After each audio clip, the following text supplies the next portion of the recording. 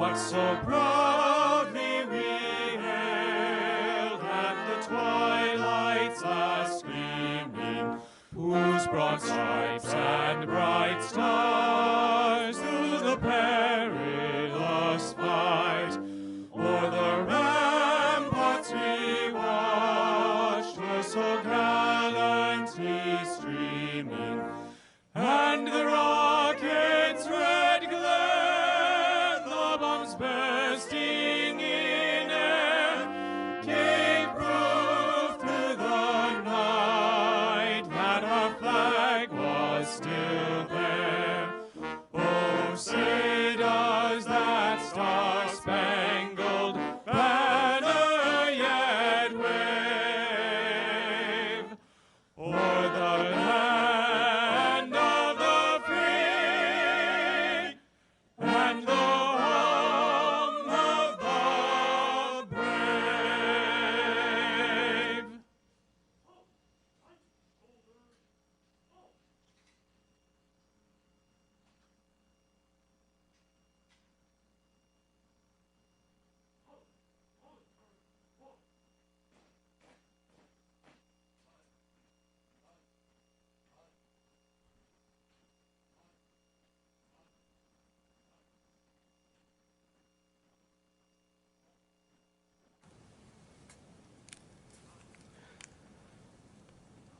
Chaplain Major General Thomas L. Soljum, 25th Chief of Chaplains of the United States Army, will lead us in the invocation.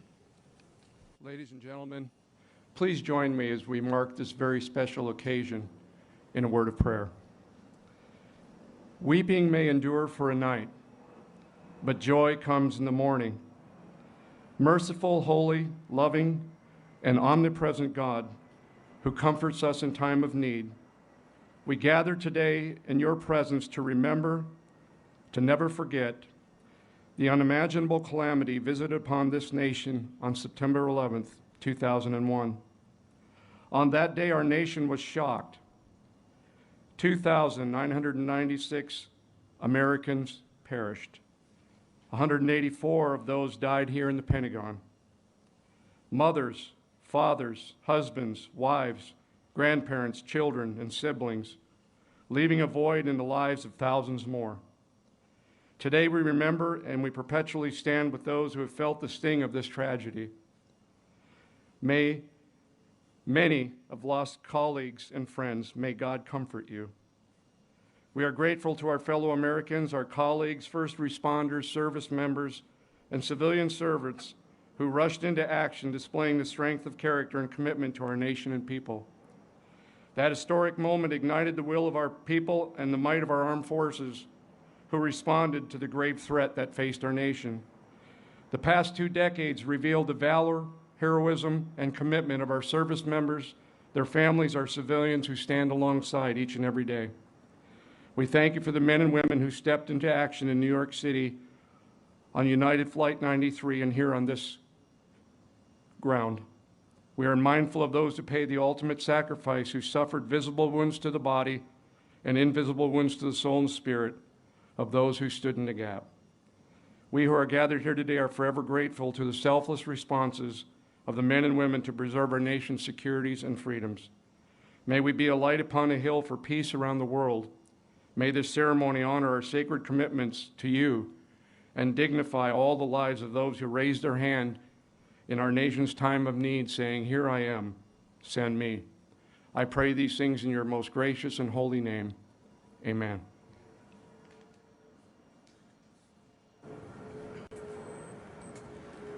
Ladies and gentlemen, please be seated. The Honorable Michael B. Donnelly, Director of Administration and Management.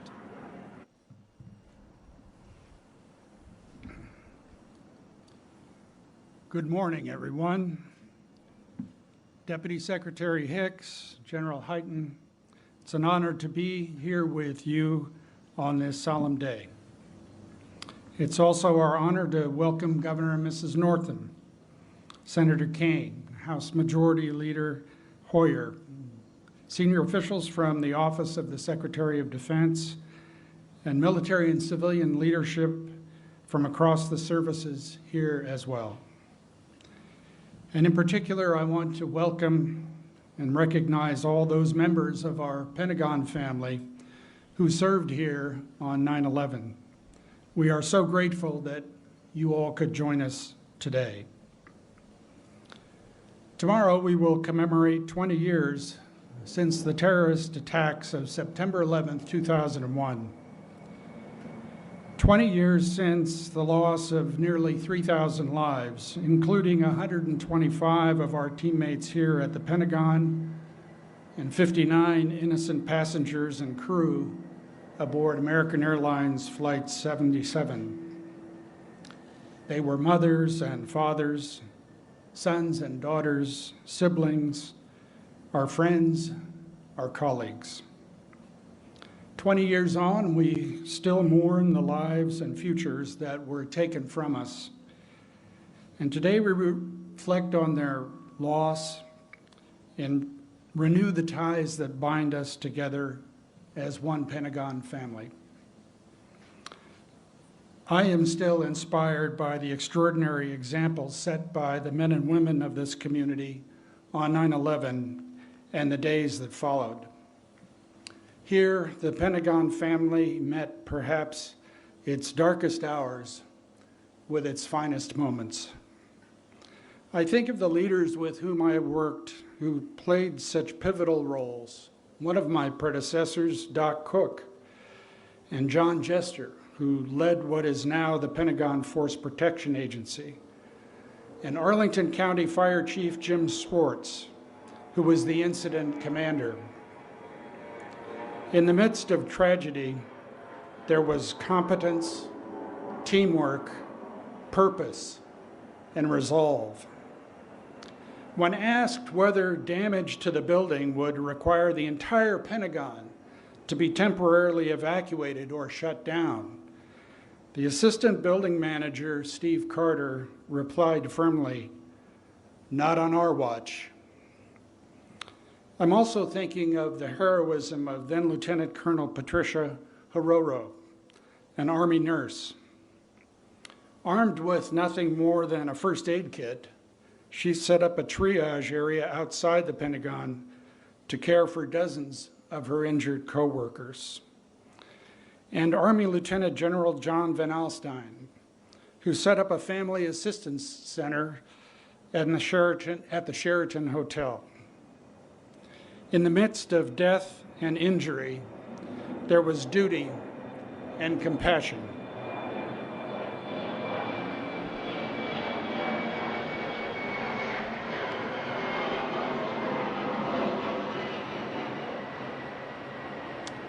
And I'm thinking of those among us today.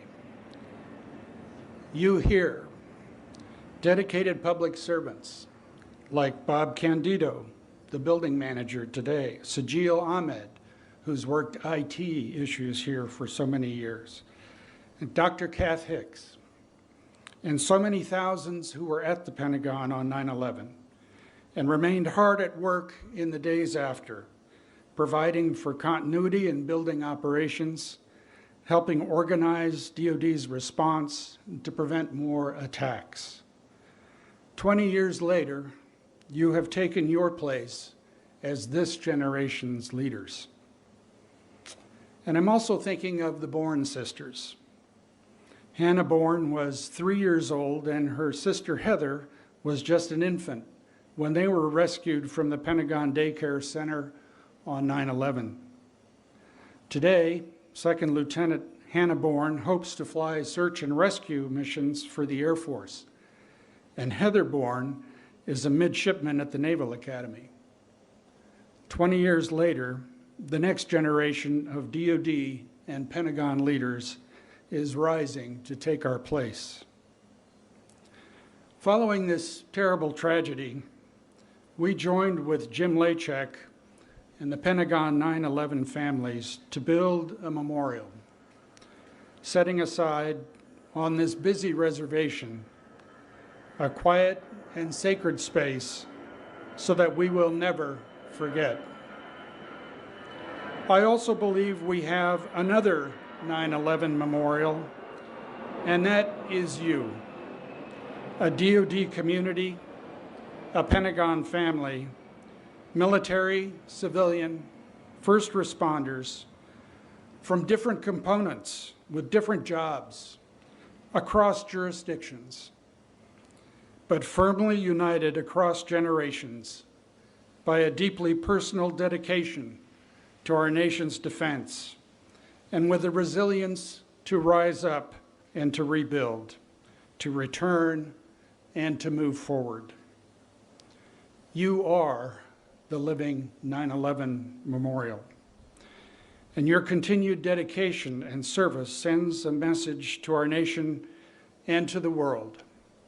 Here at the Pentagon, at DoD's headquarters, our mission continues, and we will never forget. And now it is my distinct honor and privilege to introduce the Vice Chairman of the Joint Chiefs of Staff, General John Hyten.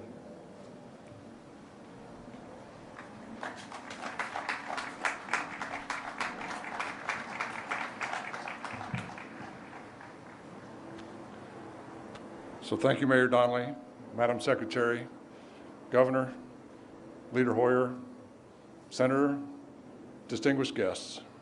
Most importantly, the survivors and family and friends of the fallen who suffered such a grievous loss 20 years ago.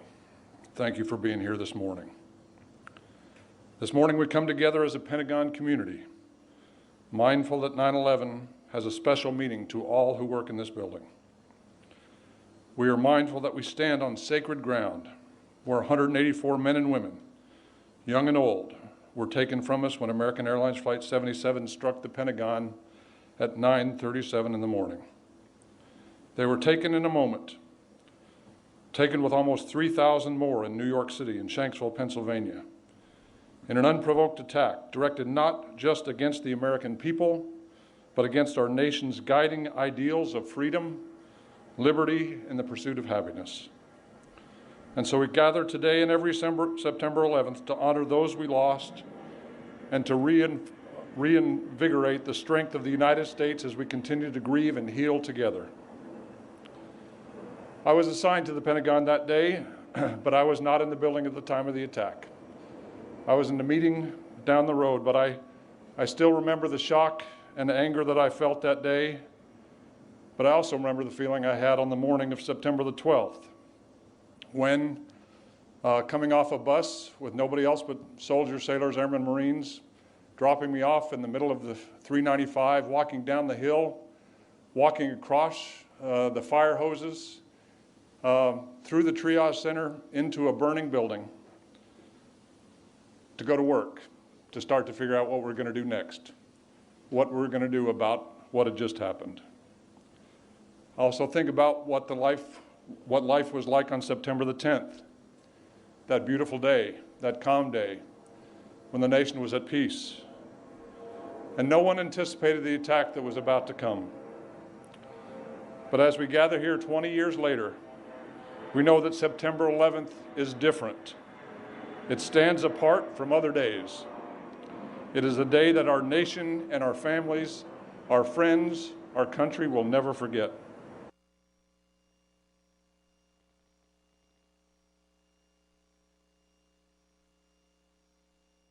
But instead, it united our nation with a powerful resolve to rebuild and to combat those who threatened our values and way of life. Many who died that day imparted a legacy of selfless service, courage, patriotism, and belief in high ideals. They also left behind spouses and children, family, all whom then became inspired to serve future generations and answer the call. May you also remember the lives of the 8 innocent children who died that day, whose bright futures were stolen from them. All these people inspired a generation who responded to the call of our nation as one, to fight and defend our way of life. A generation that has fought tirelessly to defeat terrorists and terrorism in Afghanistan and around the world, and for more than 20 years, we successfully prevented another major attack on our homeland. Never before in our history has America asked so much over such a long, sustained period of time of an all-volunteer force. We kept our nation safe. So now we reaffirm our commitment to those who were lost that day and those who we lost since, that we will remember and we will always fight if necessary to ensure future generations of Americans can enjoy the same freedoms and liberties that we've inherited.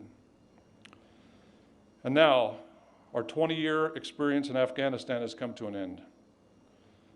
And all who served, along with our family and friends, feel many emotions this day. We feel every emotion that you can imagine: anger, frustration, confusion, but we also feel pride. Pride for doing the job our nation called us to do. Pride in doing it right and doing it well. Pride in doing it as one nation. Pride in evacuating 124,000 people in less than 2 weeks. People who now have an opportunity to live free. But our task is never done.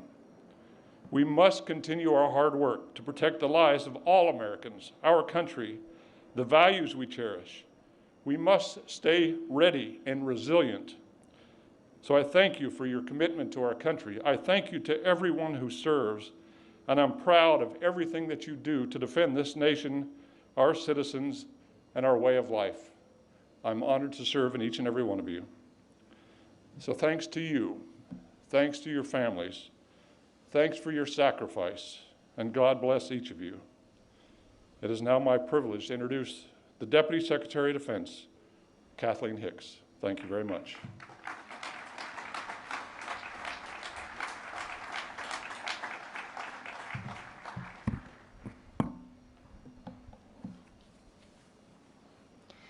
First, let me say thank you to Director Donnelly and Vice Chairman Hyten for just incredibly moving remarks. And thank all of you who are taking time out of your workday to join us here in this commemoration.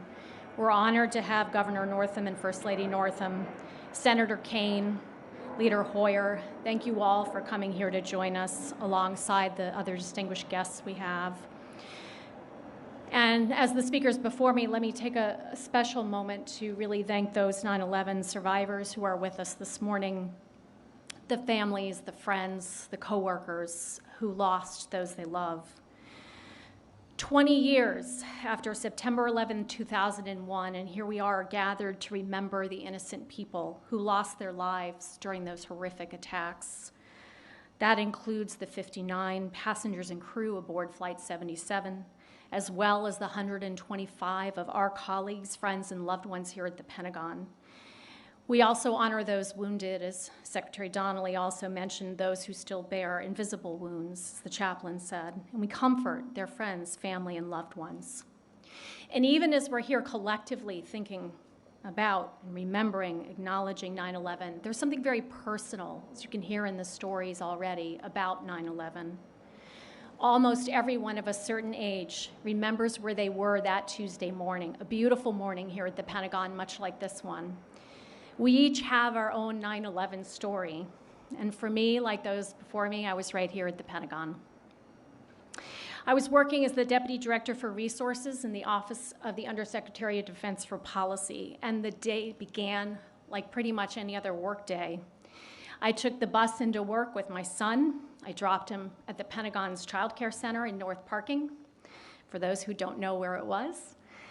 And I then headed into the B ring, somewhere between the 8th and 9th quarters.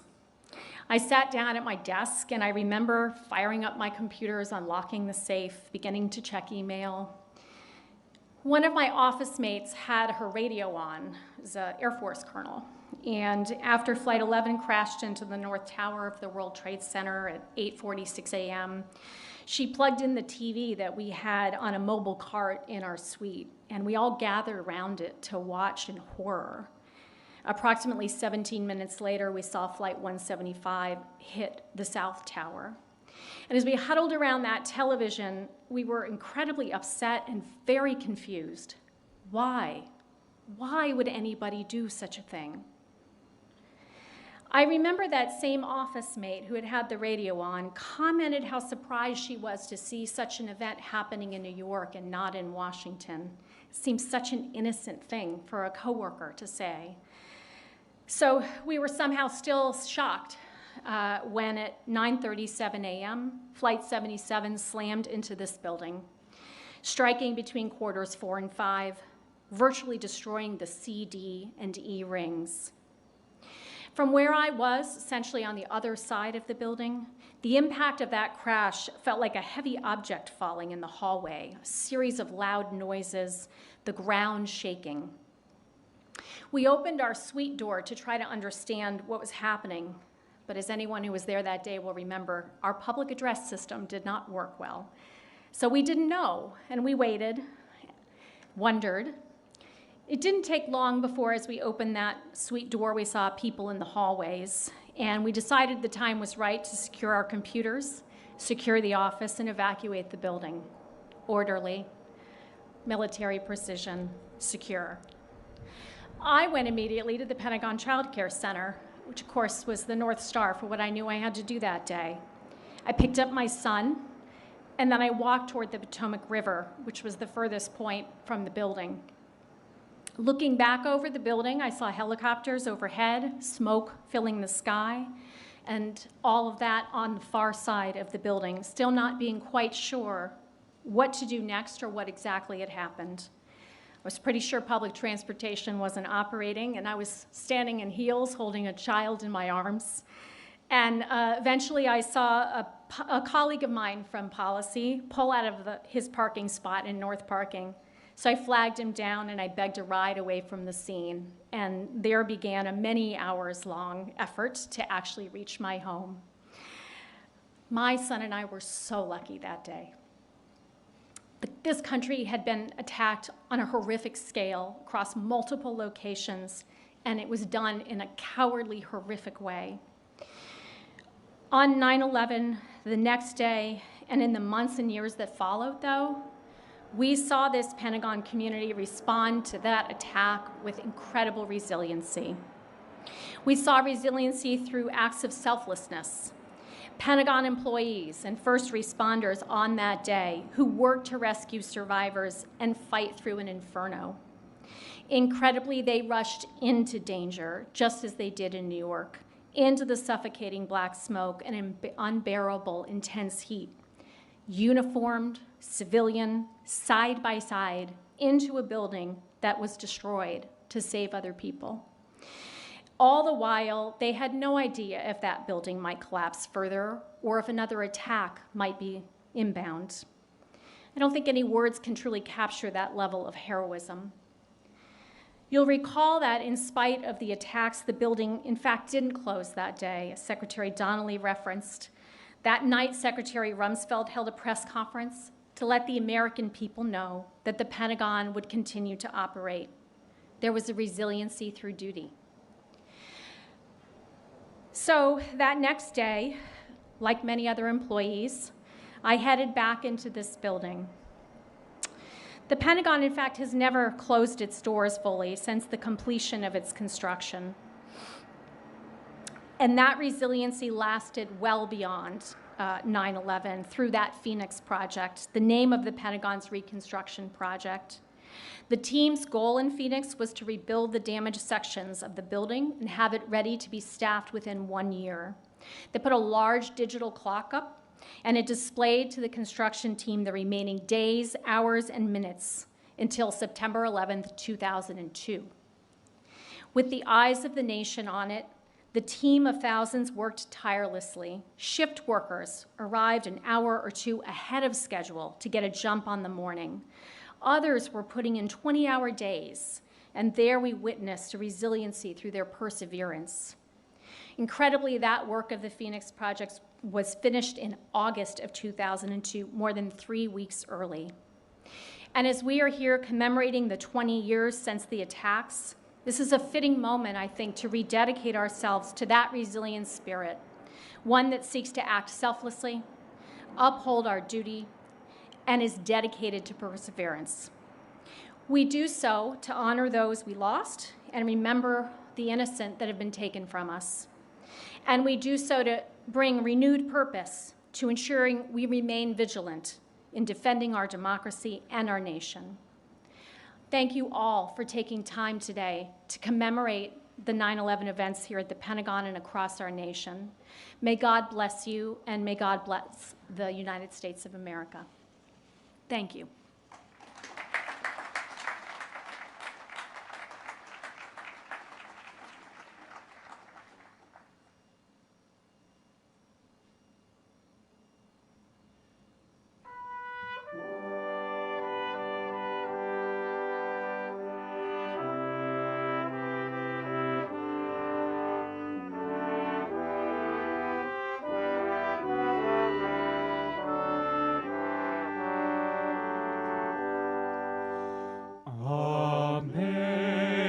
Amazing grace, how sweet the sound that saved a wretch like me.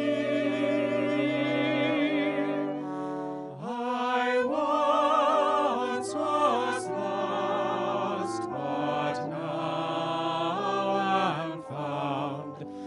Was blind, but now I see. 'Twas grace that taught my heart to fear, and grace my fears relieved. How precious did that grace appear, the hour I first believed. Through many dangers, toils, and snares, I have already come. 'Tis grace has brought me safe thus far, and grace will lead me home.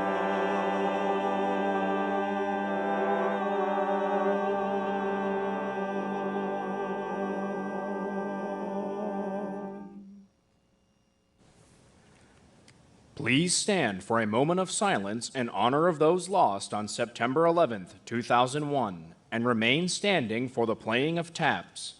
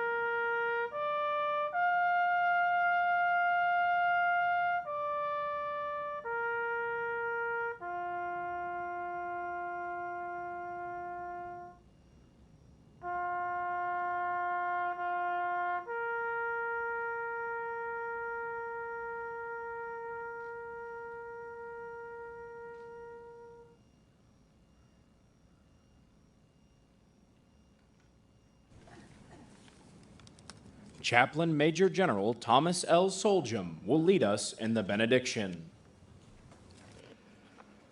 Ladies and gentlemen, please receive these words of encouragement and blessing.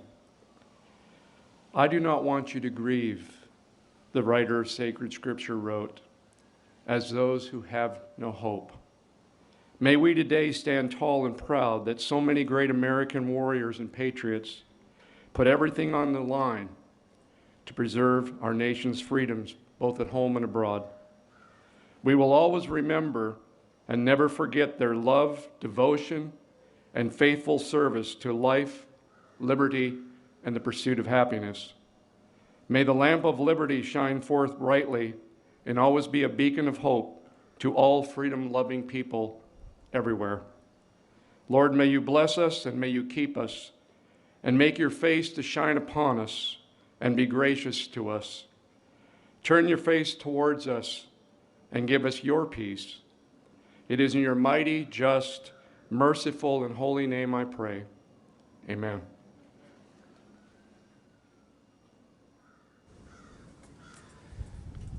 Ladies and gentlemen, this concludes today's ceremony. Thank you for joining us.